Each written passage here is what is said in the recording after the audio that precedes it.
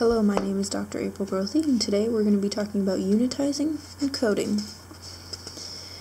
So, my objectives for today is to talk about unitizing, the different types of units, as well as the defining units. We're going to talk about coding, the different types of coding, as well as the qualifications for coders. And I'm going to show an actual news article, and I'm going to code it and show how I used unitizing and coding. This information is important to us because it shows us how to code a text, and not only that, but an example is going to be given, so you'll be able to visualize how this works. So different types of units. Unitizing is to decide what is to be observed, as well as how observations are to be recorded and thereafter considered data. We have three different types of units here. Sampling. That is the selective inclusion into the analysis, so a unit that is included into the analysis. And these provide analysis with a basis for judging the statistical representativeness of the data. Recording and coding units, these are units that are distinguished for separate description, transcription, recording, or coding. So they're distinguished for being separate. Lastly, we have context unit. Context unit sets limit on the information to be considered in the descriptions of recording units, and they generally surround the recording units, but also can be found preceding or located after. Defining units. So we can define units here in several categories. So they can be defined physically. It's a partition of a medium by time, length, size, or volume. So you're using some sort of partition to physically divide them. Syntactically, so that is based on the grammar of a medium of the data. They do not require judgments based on meaning. So we're going to use the grammar.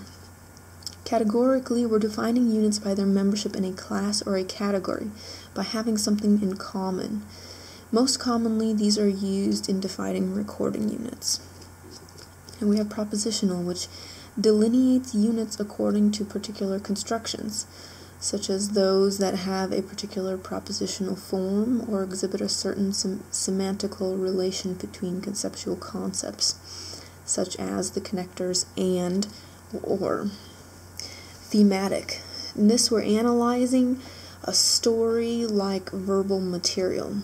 So use of relatively comprehensive units of analysis such as themes, themas, combinations of categories, motifs, imagery, thoughts. So story like verbal material. Coding. So recording and coding, it bridges the gap between texts that someone's reading. It bridges the gap between texts and someone reading them, between distinct images and what people see in them, or between separate observations and their situational interpretation. So coding, we're looking at the text and how you read them, we're looking at pictures and how you see them, or we're looking at observations and the situational interpretation. And we can code them. There's different types of coding here. So we have verbal designations. These are common and widely understandable because they're dictionary definitions, and the broader you make that dictionary definition, it is a little bit easier to code. Extensional lists, these are concepts that are difficult for an analysis to communicate, so the analysis then enumerates all the instances that define each category, and this is actually a challenging type of coding. Decision schemes, these are, each recorded datum is regarded as an outcome of a predefined sequence of decisions. So you make one decision, which then leads you to another decision, and that's how you code. Magnitude and scales. Coders are expected to conceptualize the meanings of text as continua, as having more or less of something, as possessing a metric. They judge its proper place along this predisposed continuum.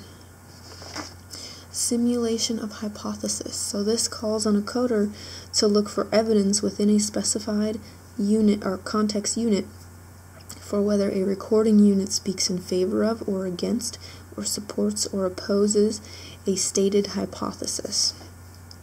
Simulation of an interview. I actually find this one to be rather fascinating. So you're simulating an interview from a text that is available. So you're offering a content analysis, excuse me, content analysis, a means of obtaining answers to questions that they could conceivably have asked an author through the text that the author has written. Constructs for closure. So in this case, you are listening to what has been you're listening to what has been omitted from a text, and you're inferring the missing parts to obtain closure, to complete the picture of the text. And lastly, we have records. And records are the most basic and explicit representation of the phenomena being analyzed. They are a computational part of context analysis. Next, we have coder's qualifications. So coder is a particular kind of observer, and they have to have specific qualifications to be able to code.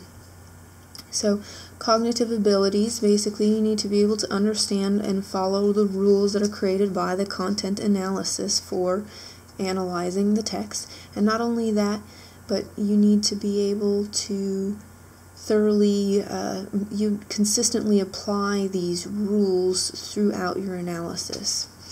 Background, so your background needs to consist of some levels of familiarity of what you're looking at. So if you lived in a certain area, text in that area might be written differently or sound differently than a different area.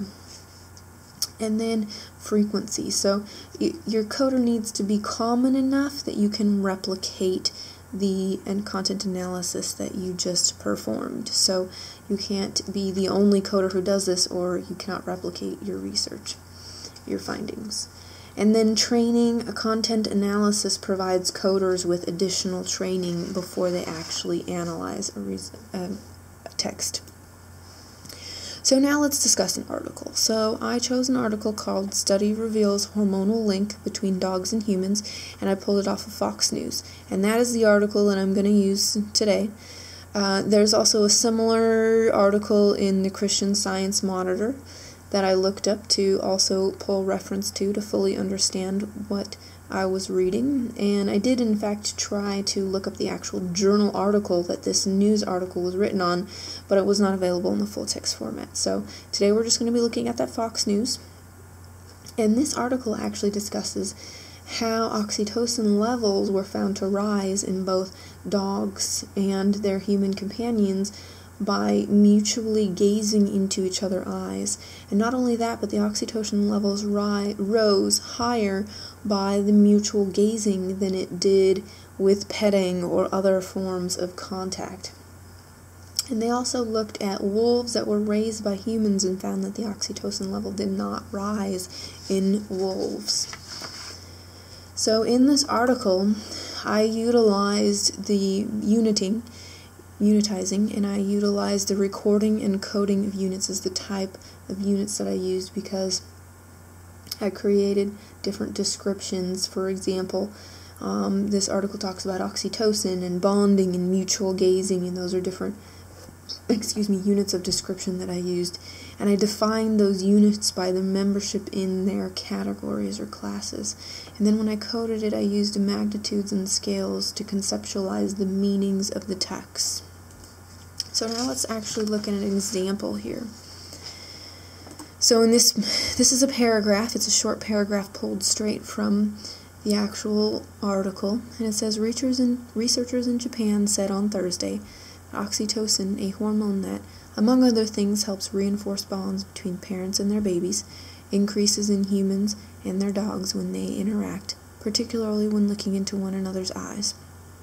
So when I coded this, basically came up with that this paragraph is talking about oxytocin, and it's talking about oxytocin is a hormone that deals with bonding.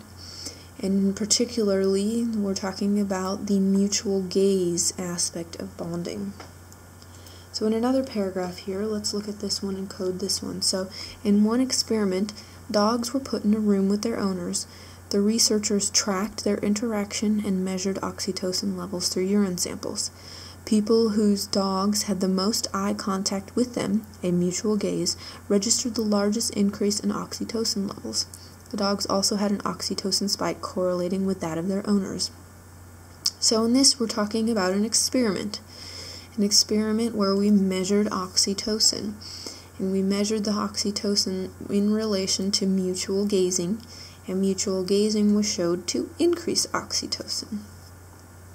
So overall, when I finished coding the article, I came up with the following codes. So oxytocin, which was my highest code category, where I had 6 different instances of oxytocin, and then I had 5 instances of bonding, and 3 instances of mutual gazing, and then lastly I had 1 each of all the following instances, and that was an experiment, wolves, personal experience, female dogs, and various dogs. So I came up with 19 total codes, and of the 19, oxytocin was highest at 32%, bonding was 26% of my codes, and mutual gazing was 16%. If I had done a second level of coding, I probably would have put mutual gazing under bonding, because I do believe that mutual gazing is a type of bonding. So that I would have done if I had done a second level of coding, but in this text I didn't feel it believed that it needed a second level of coding, but that's just an example for the future. So let's recap here. Unitizing, that is, to decide what is to be observed, as well as how observations are to be recorded, and thereafter consider data. Coding bridges the gap between texts and someone reading them. And lastly, we looked at that article that revealed hormonal link between dogs and humans. So what I'd like you to remember is to stare into your dog's eyes so you create that strong bond. And also remember how we coded that article. So I'd like to thank you for taking the time to listen today. I hope you enjoyed this presentation, and if you have any questions, please feel free to ask them at this time.